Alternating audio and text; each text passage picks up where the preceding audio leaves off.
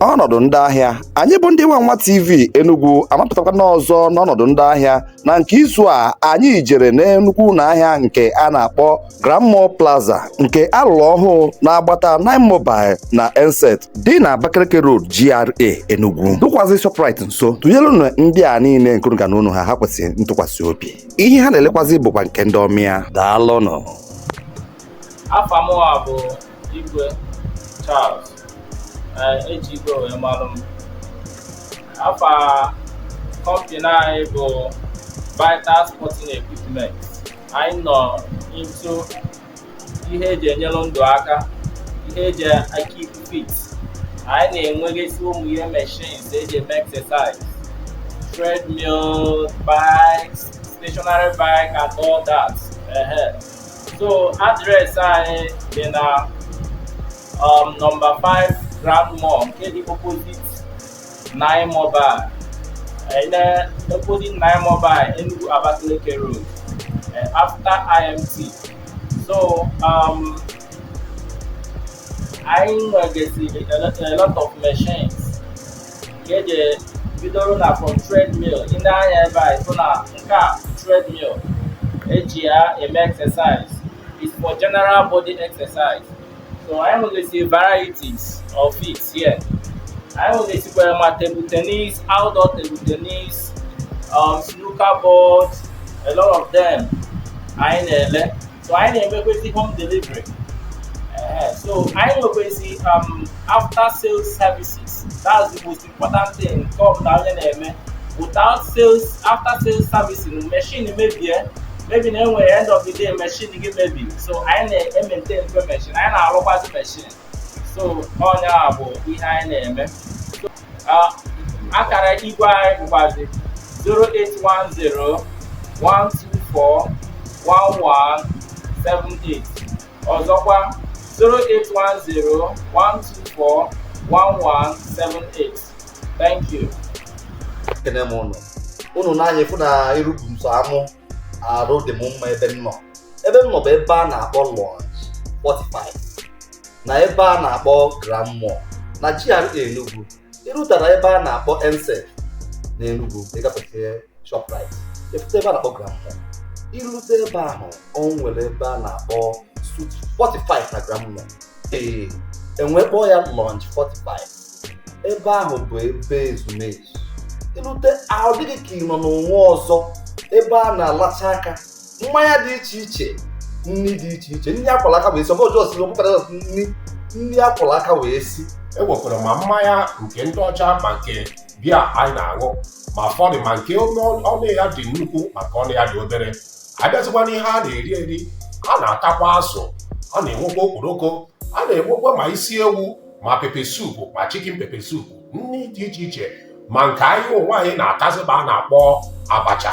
Mana ịbịa na ndị uzi akpọ ya jigbọ nke eji wee mara uzi. Ọ dịkwa ebe ahụ ha na-emetekwenye ọfụma. Ọ bụrụ na ị chọrọ ime ihe ọbụla, ị chọrọ ime get together, ị chọrọ ime birthday, ọ bụrụ na ị bịa ebe ahụ ha ga-enyere gị aka ahazie ya n'ihi na ebe ahụ amaka. Ebe ahụ ọ bidoziri ya bụ inyere onye ọbụla chọrọ ịtụ ndụ mmanụ aka ịnọrọ ebe ahụ wee zuo ezigbote ike. Kpọrọ onye ọbụla, ọ bụrụ ma onye hụrụ n'anya, ọ bụrụ nwunye gị, ọ bụziara enyi gị, kpọrọ ya bịa ebe ahụ. Ị ga-afụ ife dị iche. Ha nwere ọtụtụ ihe dị iche iche. Ihe nke a bụ ihe anyị ma afụtụbe, mana anyị achọpụtagwo ya ọwụ bụrụ ịgbasara ụlọ ozi ka ụlọ gbalịsi ike bịa ebe a bịa nyere owu n'aka bịa tụọ ndụ mmadụ. Ile anya n'iru m ị ga-afụ mmanya dị iche iche dị ebe ahụ. Agụgokwe m nke m nwere ike ịṅụ, mana ma agbazi onye ọbụla bịa ṅụọ nke gị ka efe ihe dị iche. Anyị nọ n'ebe a na-akpọ Grand Mall na Suite 45 Onyanwa. Akara igwe okwu ha bụ 081 08 300 653 081 08 300 653. Onya bụ akara igwe okwu ha. Mgbe unu bịara ebe ahụ, unu ga-afụ ihe anyị na-eso. Daalụ.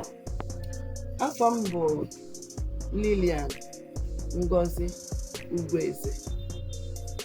Afọ afịa m bụ Lility Collection International. Ebe ụlọ afịa m dị bụ na Grand Mall. Anyị na-ere ahịa mara mma, shoes, ihe a na-eyigasị n'ụkwụ, ma nke ndị oyibo na-akpọ palms, ma nke a na-akpọ canvas, ma nke ha na-akpọ trainers, like ma ndị na-eme exercise, ma ndị na-agba ọsọ, ma ndị na-agba bọọlụ, ma nika nke a kpọrọ short wears, ma sleeveless ụmụ ndị na-enwere aka, maka na unu amago na a na-abazina na heat, so ihe anyị na-ebucha ya foreign clothes, ma polo like ụdịka nke anyị yicha, ụmụ ihe machara mma ịya afọ ị ga-alaiki. Ihe ndị oyibo na-akpọcha ya bụ stock, ma office wears ka a na-eyi aga ọfịs maka ndị ọrụ oyibo. Anyị nwere ha ebe a, ma nke aka ya toro ogologo, ma nke aka ya dị short.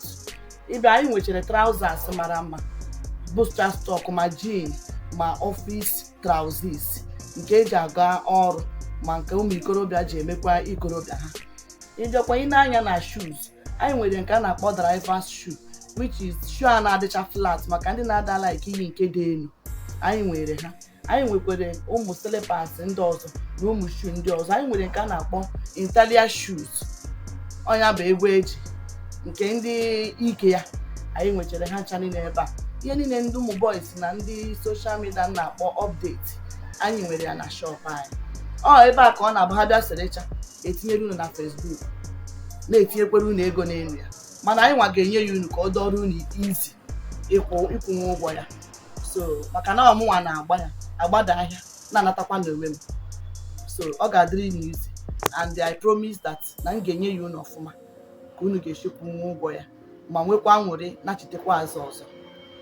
Akara igwe okwu anyị ada ama ị chọrọ ịkpọ anyị n'igwe ntị bụ 080 64 92 1030. So 080 64 92 1030 1030. Ọ na-ahụla nnọọ nọmba pụrụ iche 1030. Anya bụ 1030. Kpọọ ndị Wawatv Enugu taa, ha ga-emetere gị ọnọdụ afa gị. Ndewo.